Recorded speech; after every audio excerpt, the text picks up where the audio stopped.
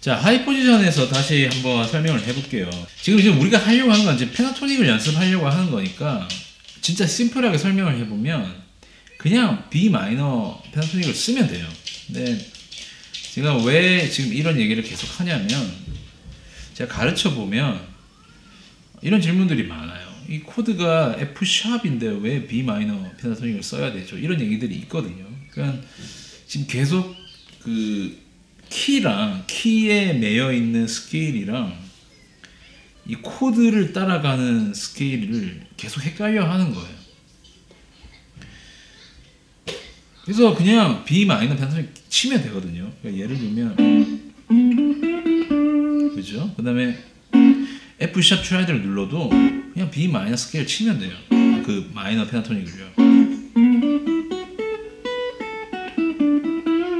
그죠? A 키로 와도 그냥 B 마이너 스케일 B 마이너 페나토닉 치면 됩니다. 그죠? G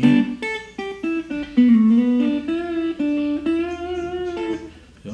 D가 와도 E 마이너 그 다음에 F 샵 다시 B 마이너 페나토닉 가는 거예요. 그죠? 네.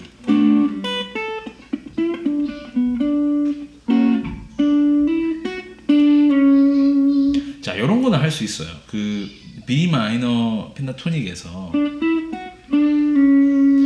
그 페나토닉 스케일을 벗어난 쪽으로 마지막에 이동을 해줄 수는 있습니다. 그 코드 톤으로요. 크게 문제는 없어요.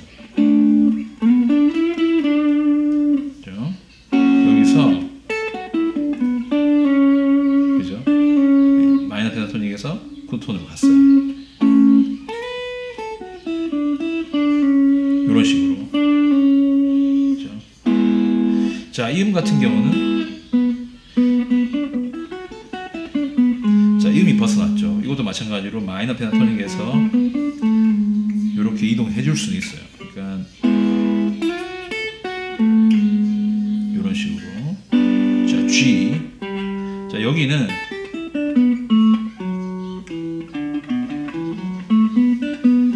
자, 이 음이 벗어났거든요. 그죠? 그냥 B 마이너 페나토닉을 치든지 또는 이런 식으로. 그리고 나서 자, D. 자, D는 그죠? 다 들어가요. 그죠? 크게 문제 없어요. 자, E 마이너. 그죠? 봅시다. E 마이너는 자, 이 음이 마이너 페나토닉이 벗어나 있죠. 마찬가지로 다시 넣어주고 코드로 그 다음에 방금 제가 코드 톤을 쳤는데 조금 어색하죠. 그죠? 이거는 B 마이너 페나토닉이고. 자, 요런 것들은 이렇게 표현하면 돼요. 슬라이드 같은 걸 이용을 해서 음을 살짝 이렇게 밀어 넣어주는 거죠. 빠져 있는 것들. 그래서 지금까지 살펴본 것들을 보면 정리해 보면 이런 겁니다. B 마이너 키에서 내가 B 마이너 페나토닉을 쓰기로 결정을 했다면 어떤 코드가 나와도 B 마이너 페나토닉을 쓸 수 있어요. 왜냐면 그 곡 전체를 지배하는 키가 B 마이너 키니까. 그런데 가끔 어떤 코드들이 B 마이너 페나토닉 스케일을 벗어나는 음들이 있어요. 그런 경우는 제가 말씀드렸듯이 살짝 밀어서 페나토닉 안으로 넣어주던지 아니면 페나토닉 음에서 코드 톤, 벗어난 코드 톤으로 살짝 이동을 해주든지 그런 식으로만 살짝 표현을 해주는 겁니다. 그러면 그 부분이 마이너 페나토닉을 벗어난 느낌이 나면서 뭔가 곡이 좀 꾸며지는 느낌이 나요. 아시겠죠? 그래서 이제 곡을 연습할 때 저처럼 코드를 따라다니면서 연습을 하는 방법이 있고, 방금 제가 보여드렸듯이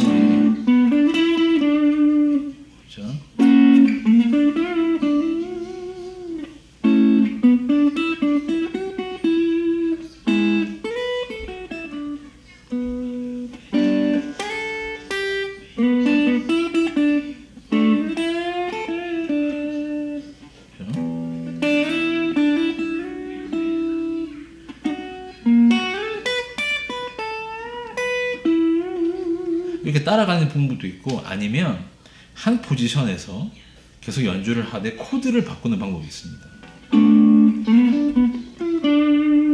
자, F샵, A, 그 다음에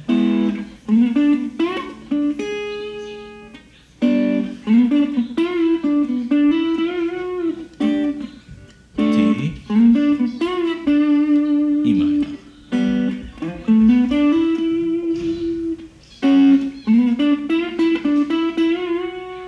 그죠? 예. 그러니까 저는 지금 여기 블록에서 계속 B 마이너 펜타토닉을 치고 있지만 코드는 계속 바꿨어요.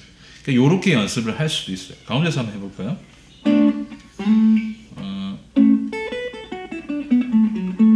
자, 여기거든요. 그래서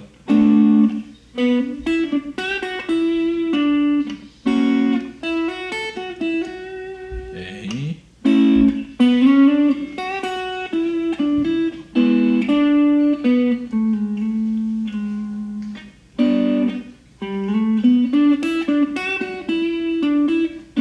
자, D, E 마이너, 그 다음에 F샵.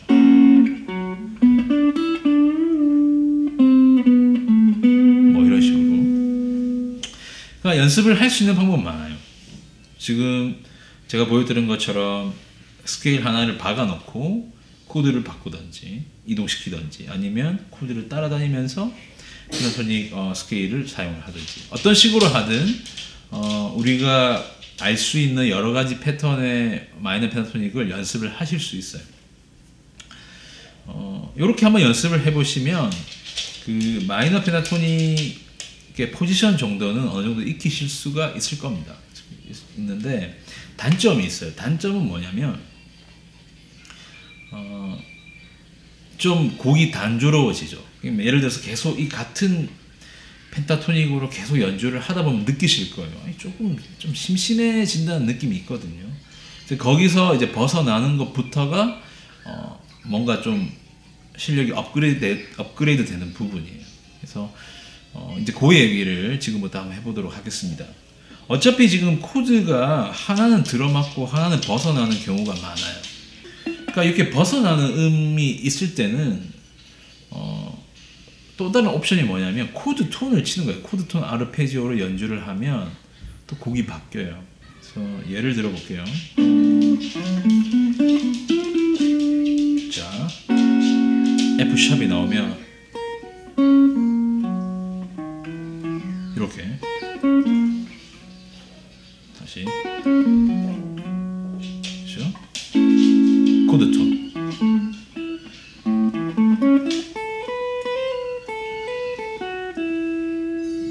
그 다음에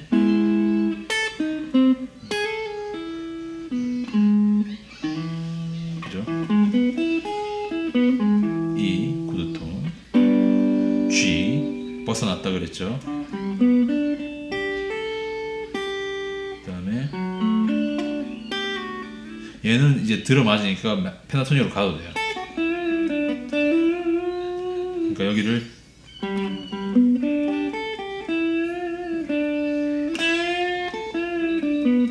그렇죠? 그 다음에 E 마이너 펜타토닉, E 마이너 같은 경우는 또 벗어나니까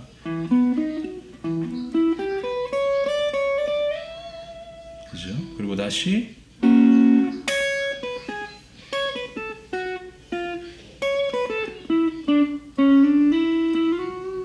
근데 요거는 많이 해봐야 돼요. 많이 해서 경험을 쌓아야 이런 경우는 들어맞고 이런 경우는 틀리더라 그런 것들을 알게 되고, 이제 그런 과정들이 거쳐지면 나중에는 이제 코드랑 펜타토닉이 붙어요. 코드랑 펜타토닉이 붙기 시작하면 코드를 얘기하는데 펜타토닉을 치고 펜타토닉을 얘기하는데 코드를 치는 이제 경우가 생기는 거죠. 자, 정리를 해보죠. 조금 일이 굉장히 얘기가 길어지고 좀 어려워졌지만 제가 당부드리고 싶은 얘기는 이런 거예요. 펜타토닉을 연습하는 방법은 많아요. 근데 저는 늘 곡을 가지고 연습하기를 원하고 코드 진행을 따라다니면서 연주하는 것이 장점이 더 많다고 생각을 해요. 그러려면 이론적인 배경이 필요해요. 왜 코드가 여기서 이렇게 잡히는지를 먼저 알아야 되고, 그 다음에 이 코드 주변에 있는 음들이 펜타토닉으로 어떻게 이어지는지를 내가 생각하고 찾아낼 수 있을 정도가 돼야 돼요. 그게 안 되면 이 연습 자체가 안 되고 그러면 항상 그 자리에 머무르게 될 거예요. 그냥 외우는 정도밖에 안 되는 거죠. 저도 그랬어요. 저도 기타를 어렸을 때 이제 배울 때 젊었을 때 어렸을 때 연습을 할 때 항상 똑같은 질문이었어요. 나는 펜타토닉을 분명히 알고 있는데 왜 실제 연주에서 사용이 잘 안 될까? 그게 그런 거예요. 왜냐면 코드가 많이 바뀌는 곡 같은 경우는 이 불협화음들이 있을 수 있는데 진짜 신기할 정도로 내가 그 불협화음만 골라서 누르는 거예요. 그러니까 그런 것들을 피해갈 수 있도록 오늘 제가 보여드린 연습들을 하기 시작하면 일단 펜타토닉은 안정적으로 치실 수 있을 거예요. 그 연습만으로. 하지만 그게 완벽하지 않다는 거 제가 말씀드리면서 그것들을 보완할 수 있는 방법들, 코드톤, 아르페지오를 그때부터는 어떻게든 이 빈 자리를 맞춰서 집어넣을 수 있을까를 고민을 하면서 길을 만들어야 돼요. 아시겠죠? 그때부터는 이제 리카피 이런 것들이 필요하게 되는 겁니다. 조금 어려운 감이 없잖아 있었지만 오늘 소개해드린 이 연습 방법이 여러분한테 좀 도움이 됐으면 좋겠습니다. 처음 시작은 좀 쉽게 설명해 보려고 했는데 결국은 좀 어렵게 왔죠. 이게 제가 계속 말씀드리는 부분이에요. 이론적인 배경이 없으면 어렵게 들려요. 그래서 이런 공부를 꼭 하셔가지고 기타 실력을 키우는데 장애물이 없을 수 있도록 하셨으면 좋겠습니다. 오늘 준비한 내용은 여기까지고요. 그럼 다음 시간에 또 뵙도록 하겠습니다. 지금까지 테디였습니다. 감사합니다.